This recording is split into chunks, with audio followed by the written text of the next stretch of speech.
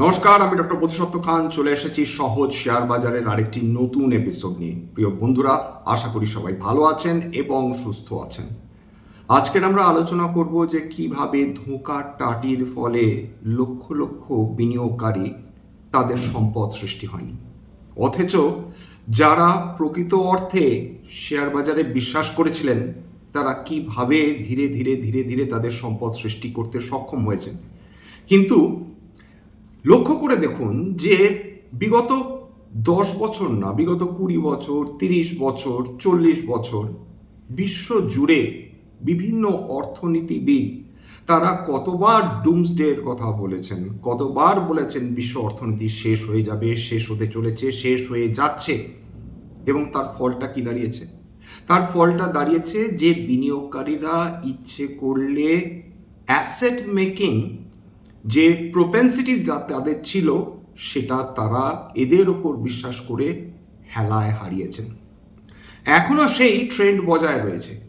প্রতি একদিন অন্তর কোনো না কোনো অর্থনীতিবিদ তারা এই প্রচারটা চালাবেন যে বিশ্ব অর্থনীতি শেষ হয়ে গিয়েছে, শেয়ার বাজার শেষ হয়ে গিয়েছে, ভারতের অর্থনীতি কোনোভাবেই উন্নতি করতে পারে না এবং ভারতের অর্থনীতি বিশ্বের সমস্ত অর্থনীতির থেকে পিছিয়ে রয়েছে।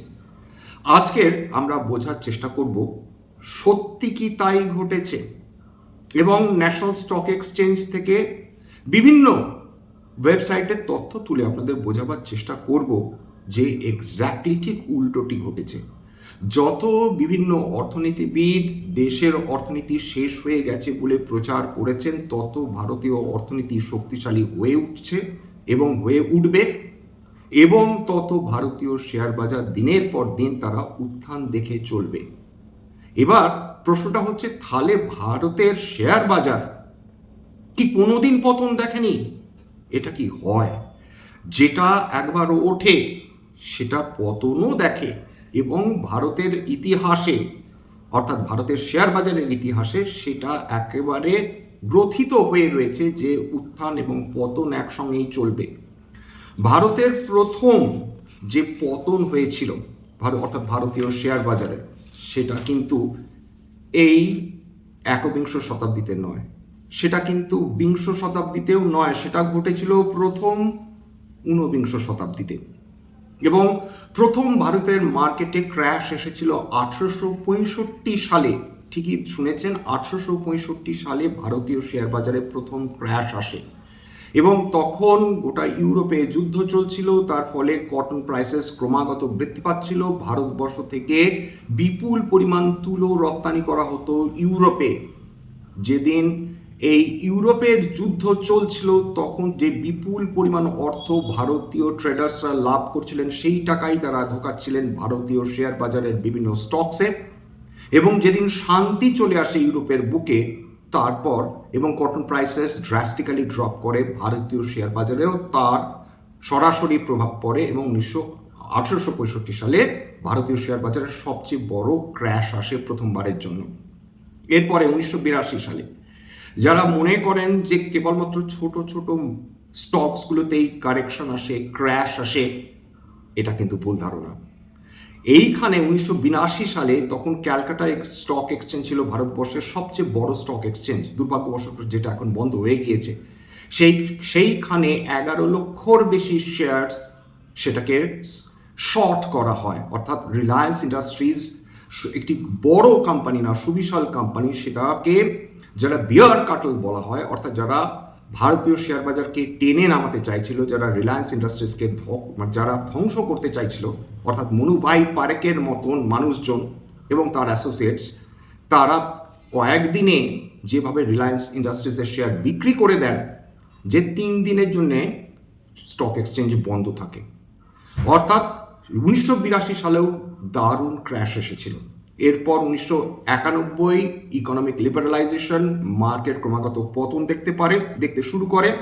22 এপ্রিল 1992 হর্ষদ মাহাতো স্ক্যাম সবার সামনে চলে আসে। ওই একদিনে বোম্বে স্টক এক্সচেঞ্জ প্রায় 12.77% পতন দেখে, তখনকার তুলনায় হিউজ ক্র্যাশ।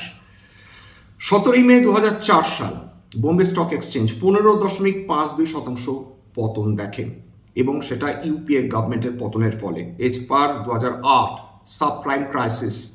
এই বছর 2008-এ ভারতের শেয়ার বাজার 65% বেশি কারেকশন দেখে, যেটা এই যাবৎ ইতিহাসে ভারতীয় শেয়ার বাজারের ইতিহাসে সবচেয়ে বড় ক্র্যাশ। 2015-তে চায়নাতে স্লো ডাউন হতে পারে, সেই আশঙ্কা থেকে ক্র্যাশ আসে। 2016-তে 2015 থেকে 2016 অর্থাৎ মার্চ 2015 থেকে 2016 ফেব্রুয়ারি, এই পিরিয়ড অফ টাইমে বোম্বে স্টক এক্সচেঞ্জ 26% বেশি কারেকশন দেখে। 2018-তে কারেকশন এসেছিল। তাছাড়া 2020-তে কোভিডে একদিন না বেশ বহুদিন ধরে স্টক মার্কেটে বিপুল কারেকশন আসে। প্রথম কারেকশন আসে 1 ফেব্রুয়ারি 2020-তে, ইউনিয়ন বাজেট পেশ করা হয় এবং নিফটি 3% বেশি পতন দেখে। 4 তারিখ এবং 6 তারিখ 2020 নিফটি মার্কেটে 1000-এর বেশি পয়েন্ট আসে নিফটিতে। 9 মার্চ 2020 সেন্সেক্স প্রায় 2000 পয়েন্টের পতন দেখে, নিফটি 538 পয়েন্ট। 12 মার্চ সেন্সেক্স 8% বেশি পতন দেখে, 2919 পয়েন্ট, এবং নিফটি 50-ও প্রায় 8.3% পতন দেখে।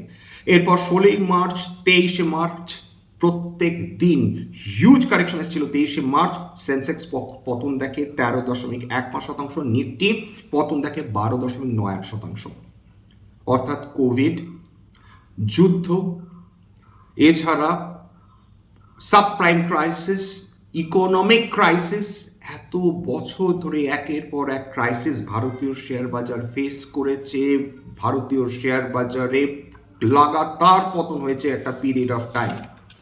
তারপর নিফটি আর সেন্সেক্স কোথায় দাঁড়িয়ে আছে? উদাহরণ দিচ্ছি, গুগল ফিন্যান্স থেকে নিয়েছি এই ডেটা। 1999 1 জানুয়ারি নিফটি ছিল 890 পয়েন্ট। ঠিকই শুনেছেন, নিফটি 50 ছিল 890.8 পয়েন্ট। সেটা আজকে যখন আমরা বলছি মার্কেট ভালো অবস্থার মধ্যে দিয়ে যাচ্ছিল না, তারপরেও নিফটি দাঁড়িয়ে আছে 24,270 পয়েন্ট, অর্থাৎ 26 বছরে 26 গুণ রিটার্ন দিয়েছে নিফটি 50। সেন্সেক্স, এই ডেটা আমি নিয়েছি 4 জুলাই 1986 থেকে এখনো অবধি, অর্থাৎ 40 বছরের সেন্সেক্স রিটার্ন দিয়েছে 1,225, অর্থাৎ 12,573.39%, মানে 125-25.5 গুণের বেশি রিটার্ন দিয়েছে এই 40 বছরের সেন্সেক্স। অথচ আমরা বলছি সেন্সেক্স ভালো অবস্থার মধ্যে নেই। তাহলে ভাবুন, এই যে ডুমসডে আমরা যে শুনছি বিভিন্ন অর্থনীতিবিদদের কাছ থেকে, স্টক অ্যানালিস্টদের কাছ থেকে, বিভিন্ন ক্রিটিক্সদের কাছ থেকে, এবং বিশেষত ভারতের অর্থনীতি সম্বন্ধে বোধহয় নিন্দে করতে পারলে মানুষের মনে যে তীব্র আনন্দ হয়, এক ধরনের পারভার্সন বলা চলে, সেটার আর কোথাও বোধহয় তুলনা নেই। অর্থাৎ ভারতের অর্থনীতি যদি খারাপ অবস্থার মধ্যে থাকে, বিপাকে থাকে, তাহলে বহু মানুষের দারুণ আনন্দ হয়, এইটুকুনি আমরা ডেফিনেটলি বুঝতে পারি। যাই হোক, সেই দ্বন্দ্ব, সেই চিন্তা ভাবনাও দূর করে দেওয়ার জন্য আমি ডেটা নিয়েছি ন্যাশনাল স্টক এক্সচেঞ্জ থেকে। এবার রিটার্ন দেখছি যে নিফটিকে সমালোচনা করা হচ্ছে, সেই নিফটি 50 নিঃসন্দেহে এই বছর অন্তত সেটা নেগেটিভ রিটার্ন দিয়েছে। কিন্তু বিগত 3 বছরে 9.18% রিটার্ন, বিগত 5 বছরে 10.37% রিটার্ন, এবং বিগত 10 বছরে 12.65% রিটার্ন নিফটি 50 দিয়ে দিয়েছে। অর্থাৎ লং টার্ম ইনভেস্টার্সরা যারা কোনো উৎসাতে কান দেননি, বিনিয়োগ করেছেন, তাদের এই রিটার্ন এসেছে। এককালীন রিটার্নের কথা বলছি। নিফটি স্মল ক্যাপ 50, অর্থাৎ যেটা দারুণ নেগেটিভ, মানে ধারণা প্রচলিত আছে বাজারে, যেটা দারুণ ভোলেটাইল, এবং সত্যি ভোলেটাইল, এটা অস্বীকার করে লাভ নেই, কিন্তু সেটা শর্ট টার্মে ভোলেটিলিটি। 10 বছরের রিটার্ন জানেন 12.74%, 5 বছরের রিটার্ন 14.6%। অর্থাৎ নিফটি স্মল ক্যাপ 50 সেটাও দুরন্ত রিটার্ন দিয়েছে, ইনফ্লেশনকে বিট করেছে। নিফটি স্মল ক্যাপ 100 13.74%, কেবলমাত্র সময়ের অভাবে লাস্ট 10 ইয়ার্সের রিটার্ন বলছি। নিফটি 500, অর্থাৎ ভারতবর্ষের সেরা 500টা কোম্পানি, বিগত 10 বছরে এই ইন্ডেক্স 13.97% রিটার্ন দিয়েছে। সামগ্রিকভাবে যদি নিফটি টোটাল মার্কেট ধরেন সার্বিকভাবে, তাহলে 14.15% রিটার্ন দিয়েছে, অর্থাৎ নিফটির অন্তর্গত বিভিন্ন স্টকস। নিফটি নেক্সট 50, অর্থাৎ যেটাকে জুনিয়র নিফটি বলি, 14.44%। নিফটি মাল্টি ক্যাপ, এখানে একটু বোঝার বোঝার ব্যাপার আছে যে নিফটি মাল্টি ক্যাপ বলতে কত, অর্থাৎ রেশিওটা large cap companies 50%, mid cap companies 25% এবং স্মল ক্যাপ কোম্পানিজ 25%। এই রেশিওতে নিফটি 500 মাল্টি ক্যাপ রিটার্ন দিয়েছে 15.06%। এরপর চলে আসি হচ্ছে নিফটি মাইক্রো ক্যাপ 250, অর্থাৎ অতি ছোট company, highest volatility, highest beta, সবচেয়ে রিস্ক প্রপেন্সিটি যা রয়েছে, বিগত 10 বছরে 20.36% রিটার্ন দিয়েছে। অর্থাৎ মানে নিফটি থেকে তো বেশি রিটার্ন দিয়েছে, যেটাকে সবচেয়ে ভোলেটাইল এবং সবচেয়ে বেশি রিস্ক প্রোন মনে হয়, সেটাই সবচেয়ে বেশি রিটার্ন দিয়ে দিয়েছে। এটাই কিন্তু ভারতীয় শেয়ার বাজারের চরিত্র। এছাড়া নিফটি মিড ক্যাপ সিলেক্ট রয়েছে, নিফটি মিড ক্যাপ 150 রয়েছে, কোনোটা 17%, কোনোটা 18%, কোনোটা 15.5%, কোনোটা 17% রিটার্ন দিয়ে দিয়েছে। এবং আপনাদের একটু রিটার্নটা বলি, ধরুন 10 বছর আগে কেন হিসেবটা এত গুরুত্বপূর্ণ। ফিক্সড অ্যাসেটে ধরুন আপনি ইনভেস্ট করেছিলেন, অর্থাৎ যেটা secure return, apparently secure return, সেটাতে যদি আজ থেকে 10 বছর আগে 1 লাখ টাকা বিনিয়োগ করতেন, সেটাতে কত রিটার্ন হতো। এবং ভারতবর্ষে যে বিভিন্ন ইন্ডেক্সগুলো রয়েছে তারা যে হারে রিটার্ন দিয়েছে তার কয়েকটা ধরে আমি বোঝার চেষ্টা করছি যে 1 লাখ টাকা এই ধরনের ইন্ডেক্সগুলোতে ইনভেস্ট করলে আজ পর্যন্ত বিনিয়োগকারীরা কত রিটার্ন পেতেন। 5% হিসেবে ধরে রাখছি যে কয়েকটা ব্যাংক অন্তত তারা কেবলমাত্র সেভিংস অ্যাকাউন্টে যদি কেউ টাকা রাখতেন, প্রাইভেট ব্যাংকগুলো মূলত, তারা 5% বার্ষিক রিটার্ন পেতেন। তাহলে 10 বছর পর তার মূল্য দাঁড়াতো 1,62,000 বা 62,500, অর্থাৎ 62,500 টাকা তারা অতিরিক্ত প্রিন্সিপালের উপর রিটার্ন পেতেন। 8% ধরুন কেউ টাকা ফিক্স করে রাখলেন, সেক্ষেত্রে তার টাকা ডাবল হতো 2,15,893 টাকা।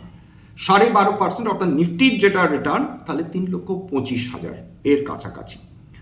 কেউ যদি 13.5% হিসেবে ধরেন, অর্থাৎ এর মধ্যে নিফটি মিড ক্যাপ রয়েছে 3,55,000, 15% হিসাবে 4 লক্ষ টাকার বেশি, 17% হিসাবে 4,80,000, 18% হিসেবে 5,23,000, এবং যদি কেউ মাইক্রো ক্যাপে ইনভেস্ট করতেন 20% হিসেবে 6,19,000, অর্থাৎ 10 বছরে তার টাকা অন্তত 6 গুণ বৃদ্ধি পেতে পারত। এইবার এইগুলো কি হাওয়ায় কথা ছোঁড়া হচ্ছে? উত্তর হচ্ছে না। কেন না? তার কারণ আইসিআইসিআই সিকিউরিটিজ এই ডেটা আমি তাদের কাছ থেকে দিয়েছি, বিগত 20 বছরে 100 ব্যাগার্স, অর্থাৎ একটি স্টক 100 গুণ রিটার্ন দিয়েছে। 100 গুণ, 100% নয় কিন্তু, এরকম স্টকসের লিস্ট করেছে। তার মধ্যে কয়েকটা উদাহরণ দিই। হ্যাভেলস ইন্ডিয়া এখন অব্দি 568 গুণ রিটার্ন দিয়েছে, অর্থাৎ কেউ 1 লাখ টাকা ইনভেস্ট করলে তার ইতিমধ্যেই 5,68,00,000 টাকা তার রিটার্ন হতো। দীপক নাইট্রাইট 501 গুণ রিটার্ন দিয়েছে, বালকৃষ্ণ ইন্ডাস্ট্রিজ 435 গুণ রিটার্ন দিয়েছে, নোবেন ফ্লোরিন ইন্টারন্যাশনাল 433 গুণ রিটার্ন দিয়েছে। এছাড়া Bajaj finance, Titan company, PI industries, KI industries, Eicher motors, এরা প্রত্যেকেই 100 গুণের কাছাকাছি রিটার্ন দিয়েছে। সবচেয়ে বেশি রিটার্ন কে দিয়েছে জানেন? এটা অবশ্য 2023 অব্দি ডেটা, এটাও আইসিআইসিআই সিকিউরিটিজ এর কাছ থেকে নেওয়া। পিআই ইন্ডাস্ট্রিজ, অ্যাগ্রোকেমিক্যাল কোম্পানিজ, 6,485 গুণ রিটার্ন দিয়েছে বিগত 20 বছরে। কেআই ইন্ডাস্ট্রিজ 3,315 গুণ রিটার্ন দিয়েছে, পার্সেন্ট নয়। বাজাজ ফিন্যান্স 1,336 গুণ রিটার্ন দিয়েছে, টাইটান 859 গুণ রিটার্ন দিয়েছে, রিল্যাক্সো ফুটওয়্যার 584 গুণ রিটার্ন দিয়েছে। এছাড়া হ্যাটসুন অ্যাগ্রো 366 গুণ, ইউনাইটেড ফসফরাস লিমিটেড 324 গুণ, শ্রী সিমেন্টস 291 গুণ। বুঝতে পারছেন যে কোম্পানিজগুলো বলছি এরা প্রত্যেকে লার্জ ক্যাপ কোম্পানি, এর মধ্যে কিছু নিফটির অংশ রয়েছে। আইশার মোটরস 214 গুণ, বার্জার পেন্টস 214 গুণ, অতুল কেমিক্যাল কোম্পানি 167 গুণ, ইউনাইটেড ব্রিভারিজ 159 গুণ, করমন্ডল ইন্টারন্যাশনাল ফার্টিলাইজার্স কত রিটার্ন দিচ্ছে? 148, কোটাক ব্যাংক 133 গুণ, merry-go industries fast moving consumer goods 119 গুণ, এছাড়া এশিয়ান পেন্টস 105 গুণ। কেন এত কথা বলা? কারণ এইটা বোঝাবার চেষ্টা করছি যে মানুষ তারা বেসিক্যালি বিপদ কল্পনা করতে ভালোবাসেন। আমি বিপদে আছি এটা ভাবতে ভালোবাসেন, আমরা বিপদগ্রস্ত হব এটা ভাবতে আরও বেশি ভালোবাসেন, এবং তার ফল যেটা হয় যে সাধারণ বিনিয়োগকারীরা তারা হাতে অপরচুনিটিস পেয়েও ছেড়ে দেন। কোভিডের সময় বুকে হাত দিয়ে বলুন তো কতজন মানুষ তারা বিনিয়োগ করতে পেরেছিলেন? কেউ পারেননি। হাতে গোনা কয়েকজন মানুষ রয়েছেন, তাদের কথা আলাদা। কতজন মানুষ 2008-এর সাবপ্রাইম ক্রাইসিসে বিনিয়োগ করতে সক্ষম হয়েছিলেন? বাদ দিন অত দূরের কথা। 2022-এ রাশিয়া ইউক্রেন যুদ্ধ যখন হলো তখন কতজন মানুষ, তেলের দাম তো $120 প্রতি ব্যারেল বৃদ্ধি পেয়েছিল, তখন কতজন মানুষ সেই সময় মিড ক্যাপ এবং স্মল ক্যাপ সবচেয়ে বেশি পতন দেখছিল, কতজন মানুষ বিনিয়োগ করতে সক্ষম হয়েছিলেন? অর্থাৎ মার্কেটে একবার নয় একাধিকবার আমাদের সুযোগ অতীতেও দিয়েছে, ভবিষ্যতেও দেবে, এবং আমাদের এই শেয়ার বাজার সামনে ভবিষ্যতেও বড় কারেকশন দিতে পারে, সেটাই শেয়ার বাজারের চরিত্র। কিন্তু দীর্ঘমেয়াদী সময় অতি ভালো মানের কোম্পানি ন্যায্য মূল্যে পিক আপ করা, সেটাতে ধীরে ধীরে বিনিয়োগ করা, এইবার সিস্টেমেটিক ইনভেস্টমেন্ট প্ল্যান, মার্কেট পড়লো কি উঠলো সেটার কথা না ভেবে নিয়মিতভাবে নিয়ম করে মাসের প্রথম দিকে বিনিয়োগ করে যাওয়া, কতজন মানুষ করছেন বা কতজন মানুষ করতে সক্ষম হচ্ছেন? আমি নিশ্চিন্ত, আমি অ্যাবসলিউটলি নিশ্চিন্ত যে এরকম বহু মানুষ রয়েছেন যে যারা ইরান এবং আমেরিকার যুদ্ধ শুরু হওয়ার পর তাদের এসআইপি বন্ধ করে দিয়েছেন। এরকম বহু মানুষ রয়েছেন যারা নিজেদের এতদিন সঞ্চিত থাকা মিউচুয়াল ফান্ডস বা শেয়ারে যে বিনিয়োগ তারা করেছিলেন তারা বিক্রি করে দিয়ে বেরিয়ে এসেছেন বাজার থেকে। এবং কি মনে করছেন বাজার এই মুহূর্তে চুপচাপ বসে রয়েছে কি বলে কি বাজার চিরকাল চুপচাপ বসে থাকবে? বাজার বিগত 2 থেকে 3 মাস ধরে আমাদের সুযোগ দিয়ে চলছে বলে কি চিরকাল সুযোগ দেবে? এইটা একটা বড় প্রশ্ন। প্রত্যেকটা কারেকশনের পর খেয়াল করে দেখবেন যে মার্কেটে অ্যাব্রাপ্ট উত্থান হয় না, মার্কেটে সাইডওয়াইজ মুভমেন্ট হয়। এবং তার সঙ্গে এখন বর্তমানে ভারতের অর্থনীতি কি অবস্থায় রয়েছে, গোটা বিশ্ব অর্থনীতি কি অবস্থায় রয়েছে, জিওপলিটিক্যাল টেনশনস কমছে কি কমছে না, তেলের দাম কমছে কি কমছে না, সোনার দাম কমছে কি কমছে না, টাকা ডলারের তুলনায় শক্তিশালী হচ্ছে কি হচ্ছে না, আমাদের এক্সপোর্ট দিনের পর দিন বৃদ্ধি পাচ্ছে কি পাচ্ছে না, এগুলো খেয়াল করে দেখবো না? কেবলমাত্র কিছু অর্থনীতিবিদ যারা বিদেশ থেকে টাকা পান ভারতের অর্থনীতিকে দুর্নাম করার জন্যে, এরকম বহু মানুষ রয়েছেন, তারা ধরাও পড়ছেন, তাদের উপর ডিপেন্ড করবেন নাকি ভারতের অর্থনীতির উপর ডিপেন্ড করবেন? এরপর অনেকেই বলছেন যে জিডিপি তো বাড়ছে কিন্তু সার্বিকভাবে আমরা তো তার ফল টের পাচ্ছি না। এর মধ্যে একটা ব্যাপার রয়েছে, একটা কথা রয়েছে যে অ্যাবসলিউট পভার্টি এবং রিলেটিভ পভার্টি, সেটা জিডিপি গ্রো করলে অ্যাবসলিউট পভার্টি কিভাবে সেটা অ্যাফেক্টেড হয় এবং রিলেটিভ পভার্টি কিভাবে অ্যাফেক্টেড হয়, কোনো না কোনো একটা এপিসোডে আপনাদের সঙ্গে আলোচনা করে বোঝাবার চেষ্টা করব যে জিডিপি গ্রোথ হচ্ছে অথচ কিছু মানুষ বলছেন তার ফল পাচ্ছে না, কেন এই অ্যাপারেন্ট পারসেপশনটা তৈরি হয় সেটাও বোঝাবার চেষ্টা করব। সেটা আজকের এপিসোডের জন্য ডেফিনেটলি নয়, কিন্তু নিশ্চিন্ত থাকুন এই সামনের 20 বছর, আবার বলছি উইথ কনভিকশন, এই সামনের 20 বছর ভারতবর্ষের স্বর্ণযুগ হতে চলেছে। প্রত্যেকটা দেশের একটা সময় আসে যখন সে পাখা মেলে, যেভাবে ইউনাইটেড স্টেটস অফ আমেরিকা এসেছে, গ্রেট ব্রিটেন এসেছে, চীন এসেছে, ভারতের সেই সময় এসেছে, জাপান, কোরিয়া, তাইওয়ান, প্রত্যেকেরই একটা সুদিন এসেছে, সুদিন চলছে। ভারতবর্ষ ওরার অপেক্ষায়, ভারতবর্ষের অর্থনীতি ওরার অপেক্ষায়। এই সময় যদি মানুষের কেবলমাত্র কথা শুনে ভারতীয় বাজার বা ভারতীয় অর্থনীতিকে দুর্নাম করতে থাকেন সাধারণ বিনিয়োগকারীরা, অবশ্য তাদের খুব একটা দোষও দেওয়া যায় না, তারা এমন কিছু মানুষকে বিশ্বাস করার চেষ্টা করছেন যারা আদৌ ভারতবর্ষ ভালো চান না। এইটুকুনি বলে রাখা আপনারা বুঝতেই পারছেন যে সামনের 20 বছর ভারতবর্ষ স্টুপেন্ডাস ইনফ্রাস্ট্রাকচারাল ডেভেলপমেন্ট দেখতে চলেছে। ভারতবর্ষ যে ধরনের সেক্টরকে উন্নতি করানোর আপ্রাণ চেষ্টা করছেন, অর্থাৎ ভারত সরকার, সেই সেক্টরগুলো কিন্তু ভবিষ্যতের সেক্টর, সেইগুলোকে দুর্নাম করে সেটাকে এড়িয়ে যাওয়া এক ধরনের কিন্তু ভীতির কারণ তো ডেফিনেটলি বটে, কিন্তু সেটা মানুষের কথা শুনে সেটাকে এড়িয়ে যাওয়ার জন্যে সাধারণ বিনিয়োগকারীরা পস্তাবেন না তো? অর্থাৎ এইটাই হচ্ছে ধোঁকার টাটি। ভারতবর্ষ স্বাধীনতা পরবর্তী অবস্থাতেও যেরকম ছিল, এখন আরও খারাপ অবস্থা হয়েছে। এই যে ধোঁকার টাটি তৈরি করে মানুষকে গেলাবার চেষ্টা, এইটা থেকে সাবধান থাকুন, নিশ্চিন্ত থাকুন। ভারতের শেয়ার বাজার সামনের 20 বছর বা ভারতের অর্থনীতি সামনের 20 বছর যে হারে গ্রোথ দেখতে পারে, সেটা হয়তো স্টুপেন্ডাস, হয়তো জেনারেশনাল ওয়েলথ ক্রিয়েশনের পসিবিলিটি তৈরি হচ্ছে, এইটুকুনি বলা যেতে পারে। যাই হোক, আজকে এখানে শেষ করব। সেই অর্থে স্ট্যান্ডার্ড ডিসক্লোজার যে কোম্পানিজগুলো নিয়ে আলোচনা করলাম, হতে পারে তার মধ্যে কয়েকটা কোম্পানিতে আমার বা আমার পরিবারের ভেস্টেড ইন্টারেস্ট থাকলেও থাকতে পারে। ভবিষ্যতে আমরা যদি নতুন করে কিনি বা বিনিয়োগ করি, আগাম বিজ্ঞপ্তি দিয়ে কিনতে বা বিক্রি করতে পারবো না। স্ট্যান্ডার্ড ডিসক্লেমার, এটা কেবলমাত্র একটা এডুকেশনাল চ্যানেল। বাঙালি বিনিয়োগকারীদের ইনভেস্ট অ্যাওয়ারনেস বৃদ্ধির জন্য এখানে কোনো ধরনের কোনো শেয়ার বা কোনো অ্যাসেটের buy sell recommendation, suggestion, advice এমনকি ইনফ্লুয়েন্স করার প্রচেষ্টা নেই। আমার কথা শুনে যদি কোনো অ্যাসেট বা কোনো শেয়ারে বাই সেল সিদ্ধান্ত নেন, ক্ষতির মুখোমুখি হতে পারেন। সুতরাং সবসময় সেবি রেজিস্টার্ড ইনভেস্টমেন্ট অ্যাডভাইসারের পরামর্শ নেওয়ার চেষ্টা করবেন বা নিজের ডিউ ডিলিজেন্স করবেন, সেক্ষেত্রে আপনারা উপকৃত হলেও হতে পারেন। সবশেষে যেটা বলি, যদি এই ধরনের এপিসোড আপনাদের ভালো লাগে, প্লিজ একটা লাইক দেবেন, প্লিজ সাবস্ক্রাইব করবেন, এবং যদি সত্যি মনে হয় আমার বাঙালি ভাই বোনদের জীবনে একটুখানি ভ্যালু অ্যাড করতে পেরেছি, প্লিজ নিজের গ্রুপে শেয়ার করে দেওয়ার চেষ্টা করবেন। আজকের জন্য নমস্কার।